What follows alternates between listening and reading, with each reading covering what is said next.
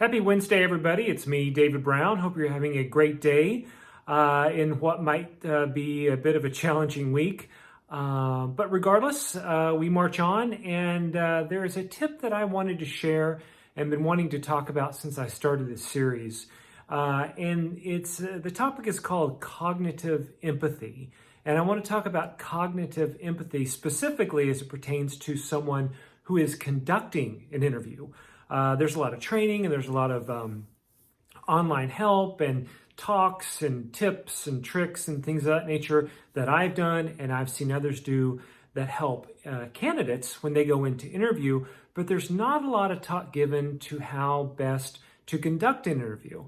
And throughout this year, I'll probably be talking a few times about how best to conduct interviews. But kind of as a baseline, I think that every interviewer must demonstrate cognitive empathy when they're talking to people. So what is cognitive empathy? Basically, it is the capacity to see things from another's point of view, to get inside someone else's head and understand their perspectives.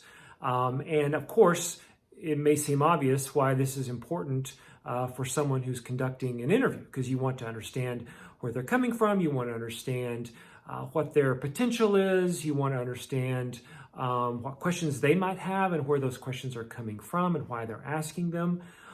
But there's really kind of three main reasons that I think it is critical to employ cognitive empathy during the interview process.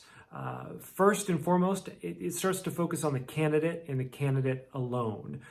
That interview time needs to be focused on them. Do not be distracted by your phone. Do not be distracted maybe by others popping in or things of that nature. Make sure that when you are conducting an interview that your focus is 100% on that candidate. And what this does, it creates a better candidate experience. It allows the candidate to feel important. It also does a very good job of, quote unquote, selling your firm and helping you win that great talent. The second way I think that you can really demonstrate cognitive empathy is just to tell your story. Be authentic, be your true self, and invite that through your own authenticity, invite that back from the candidate, because that's what you want. You want an authentic get to know during this interview process. And the third, in probably the most simple, is allow time for answers. Sit back and let that candidate tell their story. After you've told yours, allow them the time and the space to tell theirs. And this is going to create a much more robust interview process that's going to get to the yes or the no of this candidate. But more importantly, you're creating a connection in the marketplace. And even if this candidate's not the right candidate, that connection will live on. And so that's cognitive empathy, at least at a very high level.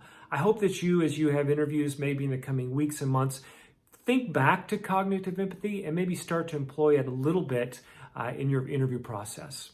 That's it for today. Have a great Wednesday, everyone, and I'll see you next week.